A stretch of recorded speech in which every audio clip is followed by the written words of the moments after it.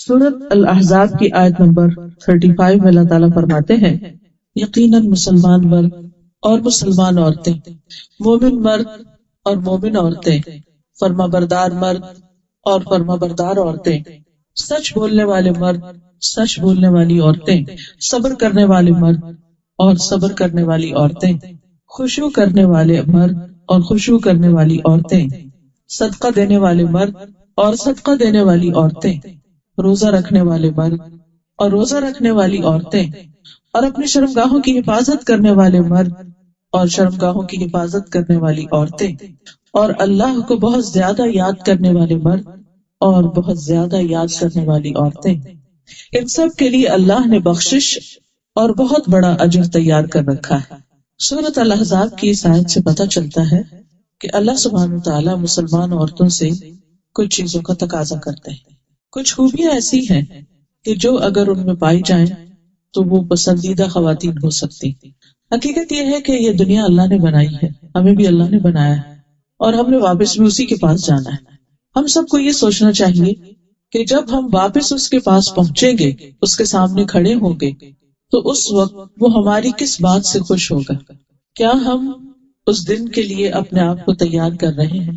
اپنے اندر وہ مطلوبہ صفات پیدا کر رہے ہیں، وہ اخلاق پیدا کر رہے ہیں کہ جو اس کو پسند ہے، جو اس کو چاہیے، اور جس کے بارے میں وہ سوال کرے گا، اور جو اس سے ملاقات کے وقت اس کو راضی اور خوش کر دے گا۔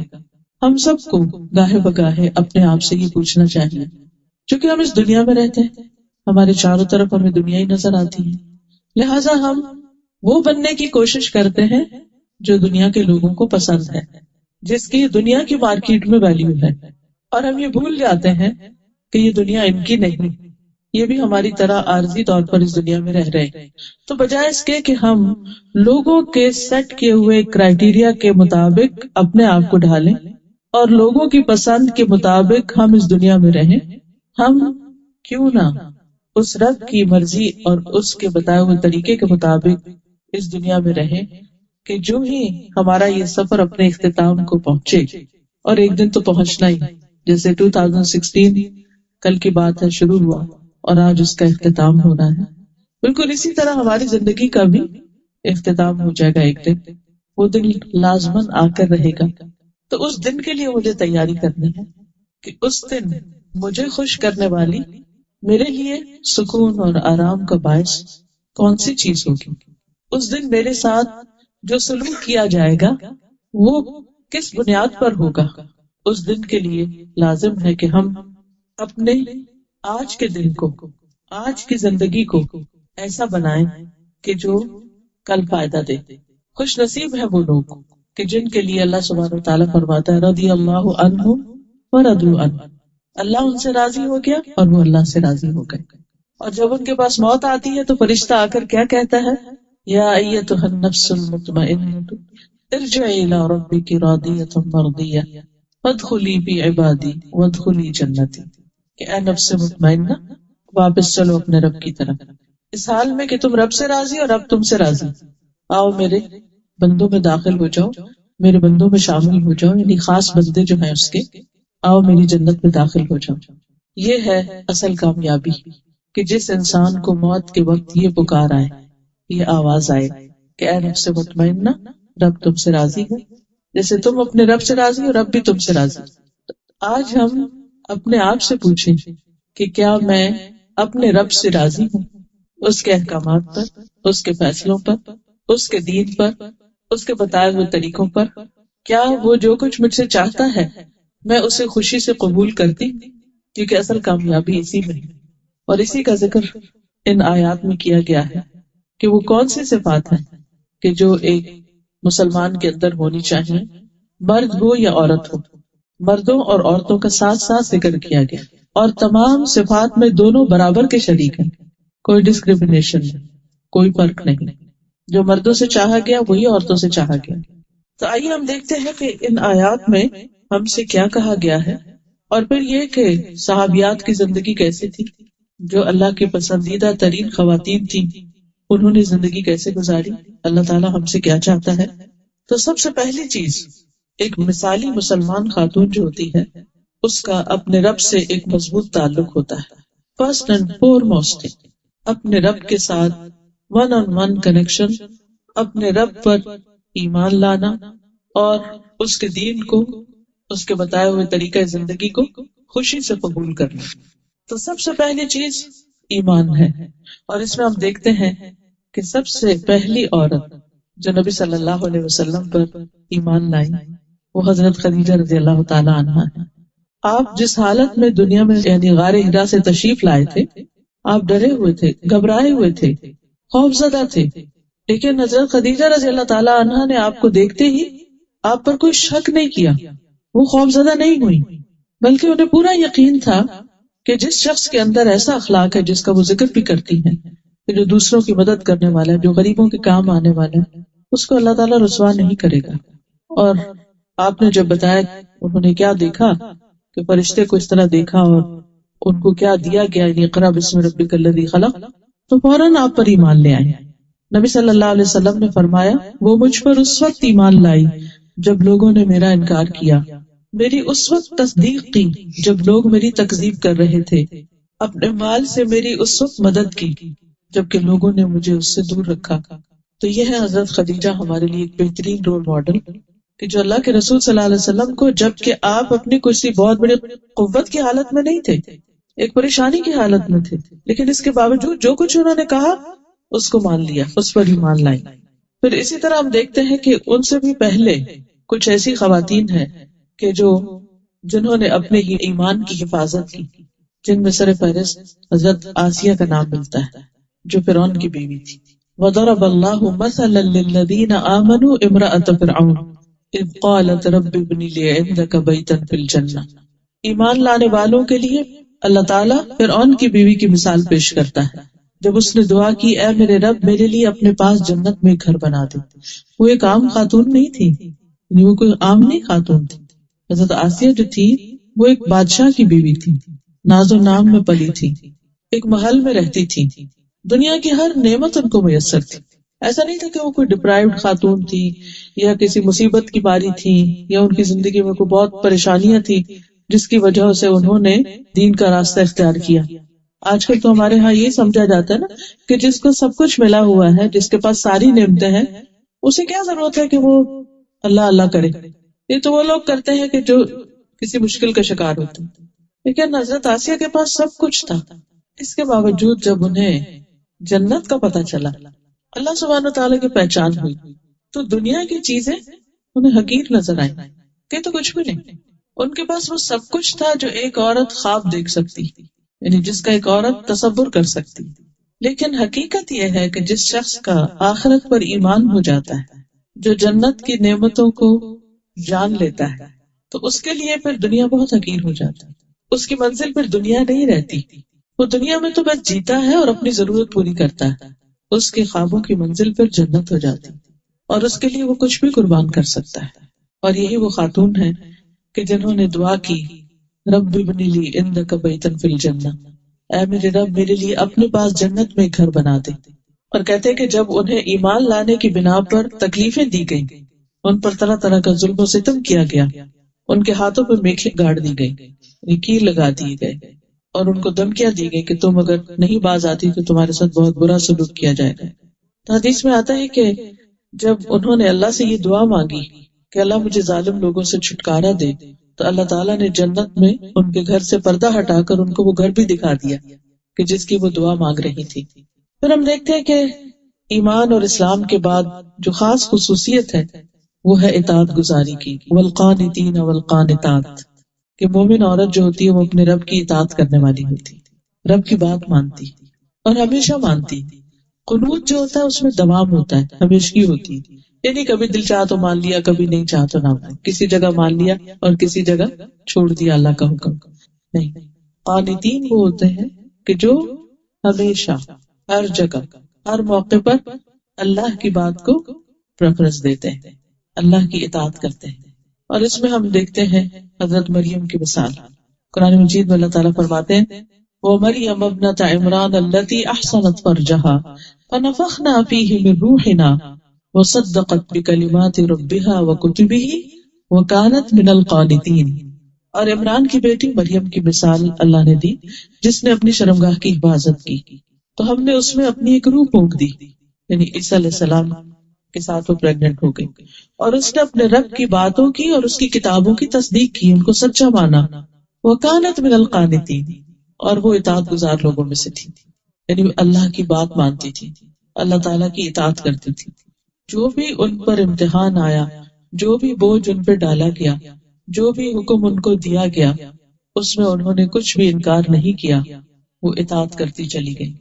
پھر اسی طرح ہم دیکھتے ہیں کہ حضرت ہاجرہ ابراہیم علیہ السلام کی بیوی، کہ جن کو ابراہیم علیہ السلام نے دودھ پیتے بچے کے ساتھ مکہ کی ایک وادی میں چھوڑا، اور جب وہ چھوڑ کر جا رہے تھے تو وہ پوچھ رہی تھی کہ آپ ہمیں یہاں چھوڑ کے جا رہے ہیں، یہاں تو کوئی بھی نہیں، آپ ہمیں یہاں چھوڑ کے جا رہے ہیں۔ ابراہیم علیہ السلام پیچھے مڑ کے بھی نہیں دیکھ رہے تھے، پھر آگے چلے گئے، پھر وہ پیچھے گئی، پھر آخر انہیں خود ہی خیال آیا کہ ابراہیم علیہ السلام تو اللہ کے بڑے اطاعت گزار ہیں، کہ اللہ ہی کا حکم ہوگا تو یہ ایسا کر رہے ہیں، کہنے لگے کیا اللہ نے آپ کو ایسا حکم دیا؟ تو جب انہوں نے کہا کہ ہاں، کہنے لگے پھر اللہ ہم کو ہرگز ضائع نہیں کرے گا، اور وہ خوشی سے اس جگہ پر ایک بچے کے ساتھ تنہا رہ گئی۔ یہ کوئی معمولی بات نہیں ہے، وہ مکہ آج کا مکہ نہیں تھا، وہاں ماں اور بیٹے کے سوا کوئی تیسری مخلوق نہیں تھی، حتیٰ کہ پرند چرند بھی نہیں تھی، کیونکہ پانی نہیں تھا، جہاں پانی نہیں ہوتا وہاں لائف ہی نہیں ہوتی۔ پھر جب زمزم اللہ سبحانہ وتعالیٰ نے ان کو عطا کیا تو پانی کی وجہ سے پرندے آئے، پرندوں کو دیکھ کر راہ گزرتے مسافر بھی آ گئے۔ لیکن یہ اطاعت کی کتنی بڑی مثال ہے، بہت بڑی قربانی۔ اور یہ بھی آپ دیکھیے کہ مصر کی رہنے والی تھی، ایک ترقی یافتہ ملک تھا، اور ایک بادشاہ کے پاس تھی جس نے حضرت سارہ کے ساتھ برا سلوک کرنا چاہا، تو اللہ سبحانہ وتعالیٰ نے اس کے اوپر یعنی اس کو روک دیا ان کی دعا سے۔ حضرت سارہ نے جب دعا کی اور پھر جب وہ وہاں سے جانے لگے ابراہیم علیہ السلام، تو بادشاہ جیسے اس زمانے میں تو انسان بھی بکتے تھے اور انسانوں کو ایسے بھیڑ بکریوں کی طرح تحفے میں دے دیتے تھے، تو حضرت ہاجرہ کو اس بادشاہ نے، جو مصر کا بادشاہ تھا، اس نے ابراہیم علیہ السلام کو تحفے میں دیا تھا۔ اب یہاں آپ دیکھیے کہ ان کا نہ کوئی گھر ہے، نہ کوئی خاندان، نہ کوئی رشتہ دار، کوئی بھی نہیں، نو ون، اس قدر آئسولیشن۔ ہم دیکھیے کہ کینیڈا میں آنے کے بعد جب سب کچھ لوگوں کو مل جاتا ہے، کیوں ڈپریشن میں چلے جاتے ہیں، کیوں دکھی رہتے ہیں، کیوں پریشان ہوتے ہیں؟ بھئی سب کچھ ہے، اب اور کیا چاہیے؟ وہاں پاکستان میں تو سسرال بھی تنگ کرتا تھا اور رشتے دار بھی پریشان کرتے تھے، اور جاب بھی بہت اچھی نہیں تھی، گھر بھی بہت اچھا نہیں تھی، یہاں تو وہ سب مسئلے حل ہو گئے، اب تو کوئی مسئلہ رہنا نہیں چاہیے۔ لیکن سب کچھ ملنے کے باوجود دل خوش نہیں ہے، یہاں کچھ نہ ہونے کے باوجود اطمینان ہے، ایسا توکل، ایسا یقین کہ اللہ ہمیں ہرگز ضائع کرے گا ہی نہیں، کہ ہمارے ساتھ اچھا ہی ہوگا۔ اس کو کہتے ہیں اسلام، کہ اللہ کے فیصلوں پہ سر تسلیم خم کر دینا، راضی ہو جانا کہ میں اس پر راضی ہوں۔ پھر اسی طرح ہم دیکھتے ہیں کہ نبی صلی اللہ علیہ وسلم سے بہت سی صحابیات نے بیعت کی تھی جب وہ مسلمان ہوئی، اور ان سب نے بھی جو خاص طور پر ایمان اور اسلام اور اطاعت کے اوپر بیعت کی تھی، کہ جو جو شرائط ان کے سامنے رکھی گئی انہوں نے سب کی سب تسلیم کر لی۔ پھر اسی طرح ہم دیکھتے ہیں کہ ازواج مطہرات جو ہیں، نبی صلی اللہ علیہ وسلم کی جو ازواج ہیں، ان کو جو حکم اللہ تعالیٰ نے دیا قرآن مجید میں، وہ اس کو پورا کرنے والی تھی۔ وَقَرْنَ فِي بُيُوتِكُنَّ وَلَا تَبَرَّجْنَ تَبَرُّجَ الْجَاهِلِيَّةِ الْأُولَى وَأَقِمْنَ الصَّلَاةَ وَآتِينَ الزَّكَاةَ وَأَطِعْنَ اللَّهَ وَرَسُولَهُ إِنَّمَا يُرِيدُ اللَّهُ لِيُذْهِبَ عَنْكُمُ الرِّجْسَ أَهْلَ الْبَيْتِ وَيُطَهِّرَكُمْ تَطْهِيرًا، اور اپنے گھروں میں ٹک کر رہو، اور پہلی جاہلیت کی زینت ظاہر کرنے کی طرح زینت ظاہر نہ کرو، یعنی ازواج مطہرات کو اپنی زیب و زینت کے ساتھ گھر سے باہر نکلنے کی اجازت نہیں تھی۔ اور نماز قائم کرو اور زکوٰۃ دو اور اللہ اور اس کے رسول کا حکم مانو۔ اللہ تو یہی چاہتا ہے کہ تم سے گندگی دور کر دے، یعنی کچھ ظاہر کی اور کچھ باطن کی، کیونکہ نماز جو ہے وہ انسان کا تزکیہ کرتی ہے، زکوٰۃ جو ہے وہ مال کا تزکیہ کرتے ہیں، اور اسی طرح جب انسان ایک مسلمان خاتون اپنے آپ کو حجاب کے اندر باہر لے کے جاتی ہے تو بہت ساری بری نظروں سے اپنے آپ کو بچاتی، تو اللہ تعالیٰ فرماتے کہ یہ احکامات اس لیے دیے جا رہے ہیں تاکہ تم سے سب گندگیاں دور کر دے اور تمہیں خوب پاک کر دے۔ وَيُطَهِّرَكُمْ تَطْهِيرًا۔ پھر اسی طرح یہ ہے کہ اطاعت میں سب سے پہلے تو عبادات میں اطاعت آتی ہے، نماز روزی کی پابندی آتی، تو ایک مسلمان خاتون سب سے پہلے اللہ تعالیٰ کا حق ادا کرنے والی ہوتی ہے۔ عبد الرحمن بن عوف سے مروی ہے رسول اللہ صلی اللہ علیہ وسلم نے فرمایا جو عورت 5 وقت کی نماز پڑھتی ہو، ماہ رمضان کے روزے رکھتی ہو، اپنی شرمگاہ کی حفاظت کرتی ہو، اپنے شوہر کی اطاعت کرتی ہو، اس سے کہا جائے گا جنت کے جس دروازے سے داخل ہونا چاہو داخل ہو جاؤ. یعنی جنت کے 8 دروازے ہیں، سارے کے سارے اس کے لیے کھول دیے جائیں گے کہ جدھر سے وہ چاہے داخل ہو جائے. پھر اسی طرح زکوٰۃ کی ادائیگی. مسلمان خواتین نے ہمیشہ اپنے مال کی خود زکوٰۃ دی ہے. ہمارے یہاں تو یہی سوال ختم نہیں ہوتا کہ وہ جی ہمیں شادی پر زیور پڑا تھا، وہ سسرال کا اتنا تھا، میکے کا اتنا تھا، ہم تو کماتے نہیں تو ہم زکوٰۃ کہاں سے دیں؟ نہیں، وہ جو مال ہے اسی کے اندر سے زکوٰۃ نکال لیں. اسما بنت یزید کہتی ہیں کہ میں اور میری خالہ حضور صلی اللہ علیہ وسلم کی خدمت میں حاضر ہوئی. ہمارے پاس سونے کے کنگن تھے.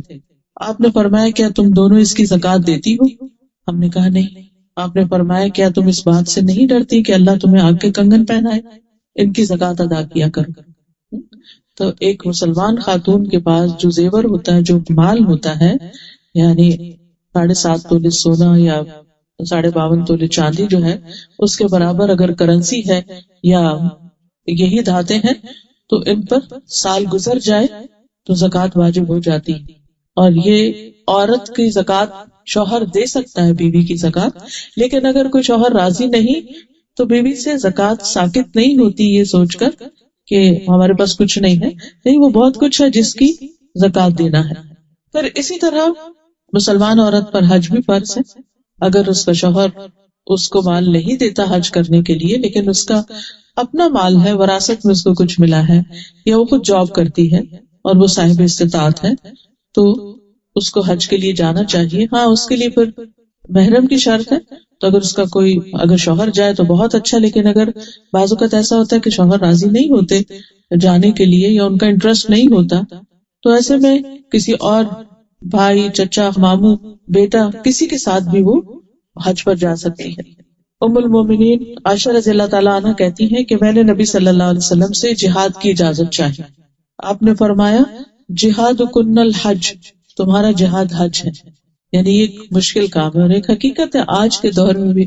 ابھی ریسنٹلی الحمدللہ اس سال میں نے حج کیا تھا، تو میں سوچ رہی تھی کہ وہ 5 دن جو منا اور عرفات اور مزدلفہ اور ان سب میں گزرتے ہیں، وہ اچھا بھلا جہاد ہے. اسے جو بہت سارے ان نون لوگوں کے ساتھ آپ ایک جگہ پر سوتے ہیں، کھاتے ہیں، ٹریول کرتے ہیں، ریچولز ادا کرتے ہیں، اور بیچ میں مرد بھی ہیں، عورتیں بھی ہیں، اور سخت دھوپ اور گرمی ہے، اور بعض اوقات آپ کو کوئی رائڈ نہیں ملتی، آپ کو واک لمبی لمبی کرنی پڑتی ہے. میری ایک جاننے والی ہے تو ان کو اتفاق سے خیمہ بہت پیچھے ملا، اور کسی وجہ سے وہ انہیں جانا تھا طواف کرنے کے لیے، تو کچھ خیمے میں بھول آئی. اب وہ ایک دفعہ آ کے کنکریاں مارے، پھر واپس خیمے میں گئی، پھر اس کے بعد دوبارہ مکہ، اور یہ سارا سفر پیدل تھا. تقریباً کو 20-25 کلومیٹر بن جاتا ہے وہ چل چل کے، پیدل چل چل کے، کیونکہ اتنا بازو کا رش ہوتا ہے کہ آپ کو کوئی سواری ملتی نہیں ہے. سواری ہوتی ہے تو بہت مہنگی ہوتی ہے، سب افورڈ نہیں کر سکتے. اور پھر جب جو سامان آپ عرفات اور منا میں ساتھ لے جاتے ہیں وہ بھی اٹھانا پڑتا ہے، تو خالی ہاتھ کوئی بھی نہیں ہوتا. تو یہ اچھی بھلی ایک مشقت ہوتی ہے، اس کو پورا پورا جہاد کہا گیا. تو جتنے بھی ہمارے اوپر فرائض عائد ہوتے ہیں، نماز ہو، روزہ ہو، حج ہو، زکوٰۃ ہو. اور روزے کے معاملے میں یہ کہ بہت سی خواتین ویسے تو رمضان میں روزے رکھ لیتی ہیں، لیکن جو پیریڈز کی وجہ سے روزے چھٹتے ہیں یا بچے کی پیدائش کے بعد، ان سے غافل ہو جاتے ہیں، اور بعضوں کے کئی سالوں کے روزے جمع ہو کر وہ پھر سینکڑوں میں پہنچ جاتے ہیں. تو ان کو بھی جلد ادا کرنے کی فکر کرنی چاہیے، کیونکہ انسان کی عمر جو آگے بڑھتی جاتی ہے اس کے اندر پھر اسٹیمنا کم ہوتا جاتا ہے، اور خصوصاً اگر عادت نہ ہو روزہ رکھنے کی. پھر اسی طرح یہ ہے کہ دیگر فرائض جو ہیں